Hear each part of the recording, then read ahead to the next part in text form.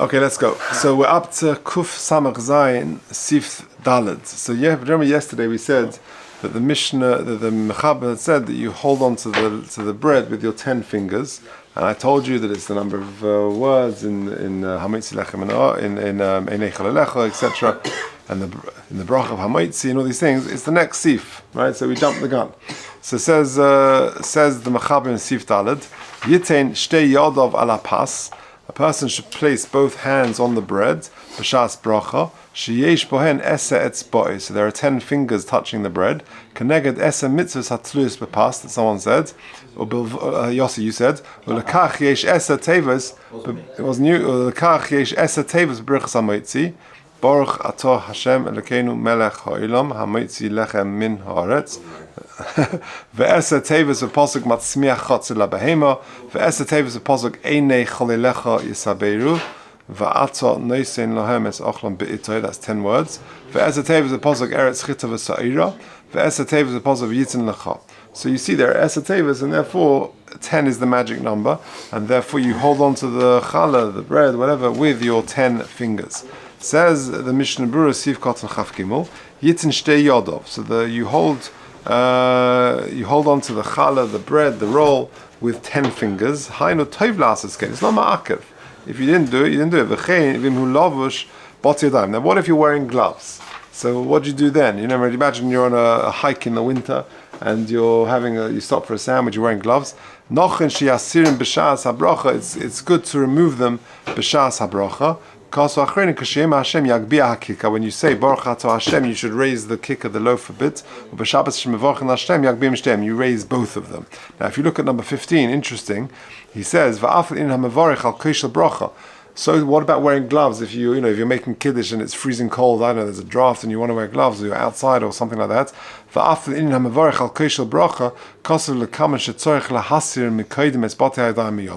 You should remove your gloves when you're making kiddush. Even to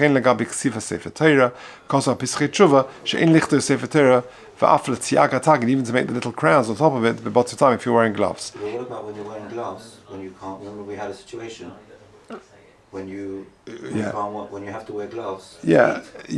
So that would be different. I was going to say that even for tefillah purposes, we saw that even though lechatchila it's not appropriate to wear gloves, it's considered disrespectful. You wouldn't meet the king in a pair of gloves and a scarf. However, the poskim do say that if it's very cold outside, then it would be beseder. But again, like the Mishnah Berurah said at the beginning, it's tov lasas kain. It's not ma'akev. It's tov lasas kain to take the gloves off and to hold it with your 10 fingers for the reasons we said. Now, either because all of these the 10 words in the Birchas Hamoitzi or Einei Challah and V'yitin lecha and the other psukim. Or because there are 10 mitzvahs to do with pas. If you look at Chaf Daled, Mishnah Berurah says, Hatluz pas ki esem mitzvahs adam oisad shelo yochel prusas pas. There are 10 mitzvahs that you have to do before you actually get to eating a loaf of bread, a piece of bread. It's a good question to ask at the Shabbos table. What are the 10 mitzvahs that you need before you get to eat a piece of bread? B'shas hacharisha there is lo sachrish b'shar v'chamer yachtov. B'shas hazriya sotcho le sizro kilayim. B'shas disha lo sachsam shar b'dishar. Leket shikcha peah. Truma meiser rishon, meiser sheni v'challah. So you've got 10 mitzvahs before you even get to taste a morsel of bread. Okay. Now, Sif Hey. Says the Mechaber, Lo yivtza ad sheyoviu lefonav melach oy lifton. You shouldn't break the bread, i.e. to make hamoitzi, until you've got some salt on the table, oy lifton, or some sort of relish is the English word for it. Pirush Rashi, kol davar nechem ha'pas, something which is eaten with the bread. Lafes by prus hapatzia, to eat with the broken piece of bread. Ve'im hoya nekia, but if, however, the bread is clean bread, which today that applies nowadays, or it's already got salt and spices, etc. in it, I know, with our type of salt, or you intend to eat just very plain dry bread, then you don't need to wait for the salt to come to the table. Mikol Malcolm says the Ramah, it's a mitzvah to have salt before you make hamoitzi. The shulchan is akin to a mizbeach, v'achila karbon, and when we eat, it's like eating a carbon. V'neman, it says about karbonis al kol karbon chol takriv melach, v'hu mogein min apronius, and having salt on the table protects from danger. V'ayin lekaman soif siman kuf ayin. Okay, let's take a look at the Mishnah Berurah, and that's some very interesting nekudas. Lo yivtza. So you shouldn't make hamoitzi until there is salt there ready to go. And therefore you should wait to make hamoitzi until they bring salt. And if you've made hamoitzi already, then you should wait a little bit until salt is brought. Lefonov, which is a chiddush, isn't it? Yeah. V'chafov. Lefonov. V'im rabim hamasubim. If you've got a lot of people there, tzarich lahamtim levarich hatshivu lefnei kol echad ve'echad. Each person should have salt. Levishu moitzi yisam b'rechazav v'tzrich elita miyad acha bracha. You're being moitzi them, and they've got to dip their bread into salt and eat straight away. Now, if you look at number 16, he says, "V'hainu bizman Talmud." That's only true at the time of the Gemara. Shekol echad hayaychel b'shulchan katan lefonav. Everyone had a little table placed in front of them. They didn't have this large table. V'lochein tzarich hayaloses melach lifnei kol echad ve'echad. And therefore, each person had to have a little bit of salt on their table. Avol bizmanenu. But nowadays, shekulam eichel b'shulchan echad, where everyone sits at the same table. Kosova kaf Chaim b'shem sefer yadaron shedai lahaniach melach lifnei habitzeh. It's enough that there's salt in front of the bitzeh, the person making moitzi. V'hoisiv shebepas shelonu, and he adds that our bread sheyesh ba melach, that has already got salt in it. Ve'ein din nitbel es prusas hamoitzi b'melach ela al pi kabbalah. The need to put bread into salt is only a Kabbalistic reason.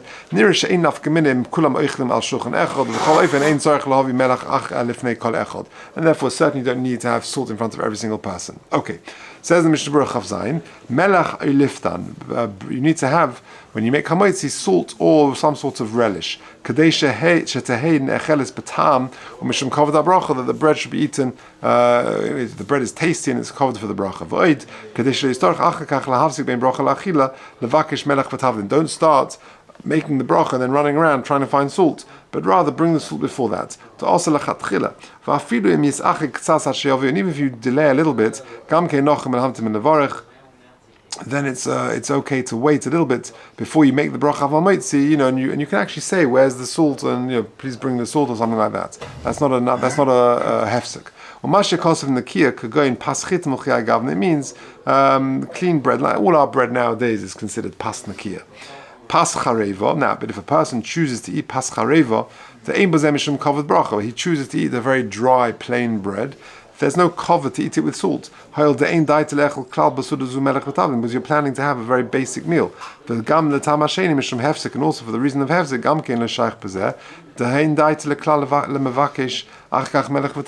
because in any event, you're not going to wait for them to bring salt, because you're going to have this paschareva without it. But if you want to wait before you make hamoitzi, then you can wait. And you don't worry about waiting. There may be a gap between the tilas adayim and hamoitzi, because it's all, you're getting salt in order to eat and to make hamoitzi, so it's not considered a hefsek. And the Ramah says the idea is that our shulchan is doimel mizbeach, which, by the way, is one of the reasons why we should not sit on tables. Don't sit on the dining room table, because it's got a din of a mizbeach. Says the Gemara, says the Mishnah Berurah in Sifkat and Lamed, Kamoisha Amru Chazal and Brachos Nun Hey, Bizman Shebeis Hamikdash Chaim, Hamizbeach Mechape Al Ha'adam. He gives from his bread to poor people. That is machape for him. Okay, and the achila is like eating karbonos. A person eats to regain strength. He'll have energy and koach to serve HaKadosh Baruch Hu, and therefore it's like us eating karbonos, and just like karbonos is alkol karbon chotakriv melach, so too we should have salt on our table to remind us of that. And amazingly, the Ramah finishes off and says, "V'hu mogein min aperonius," that having salt on the table protects from harm. Says the Mishnah Berurah Lamed Beis, "V'hu mogein d'isem medrash, kashi Yisrael yoshenu mamtinen zeh zeh ad sheyit v'yudeihem v'heim below mitzvahs hasotem mekatrig alehem." When they're sitting there quiet, you've washed, you're sitting at the table, everyone's quiet, not saying a word. The Medrash says, the Satan comes along and says, "See, Klal Yisrael, they're sitting, they're being mevatel, they're bittel, they're not doing anything. They're just doing that. No, they're naked of mitzvahs." The bris, the melach comes, and his bris melach is mogein aleihem, protects them. Now, I'll tell you something amazing. tell you something amazing. There is a Tosfos in Brachos, Daf Mem Amud Aleph, the first Tos on the Amud, which brings this medrash. Listen to this. It says, Mishum de Pashelonu, he goes, nowadays, Ein nonu regilim lahavi ala shulchan lo melach v'lo lifton. We don't need to bring salt nowadays. Mishum de Pashelonu choshev. Our bread is considered very tasty and it's got salt in it already. We don't really need to. Ki hadam besamach lest. Okay, whatever. Miu, however, Rabbi Menachem hoy medaktik ma'oid lahavi melach. He would be very particular to bring salt on the table. Everyone's waiting to make hamoisi for everyone to come until everyone's finished washing. And they're not doing any mitzvahs there. Everyone's sitting doing nothing. The sotan is causing trouble. And the bris melach will protect. Now, what's this bris melach? What does it mean? So Rabbi Fran brings a geschmack avot from Rav Bergman. Rav Bergman is the son of Rav Shach, one of the Gedolim in Eretz Yisrael, and he says an amazing vot. The Medrash says that when HaKadosh Baruch Hu created the world, he divided the waters, the upper waters and the lower waters. The Medrash says that the waters complained because the Tachtonim said, hey, I want to be the water near HaKadosh Baruch Hu in Shemayim. So HaKadosh Baruch Hu said, don't worry, that there'll be a time where they'll need you because salt is extracted from the water and that salt will go on the Mizbeach because it says, Golker takriv melach. Ad kan the Medrash. The difficulty is, if you've got two kids who are fighting and they both want the same toy and you say to one of the kids, you know what, in 2,500 years time, I'll make it up to you. That's going to solve the problem? Yeah, what does that mean? Yeah. It's going to solve the problem. 2,500 years time. So the Maim Tachtonim, how were they placated? How did they agreed. The Maim Tachtonim were going to be happy that in 2,500 years time there'll be salt coming from you. So you see that the midah of salt is be patient, just wait, and you'll see I'll make it up to you. So the melach on the table is saying, just wait, just give me the salt and just wait a few minutes. You'll see.